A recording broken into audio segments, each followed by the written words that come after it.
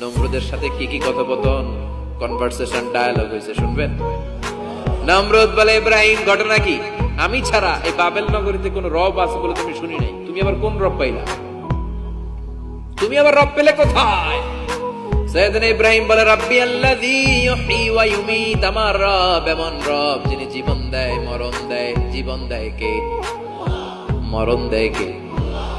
নমরুদ বলে, তাই তোমার আল্লাহ জীবন দেয়, মরণ দেয়? আনা উহয়ী ওয়া উমীত, আমিও তো জীবন দেই, মরণ দেই।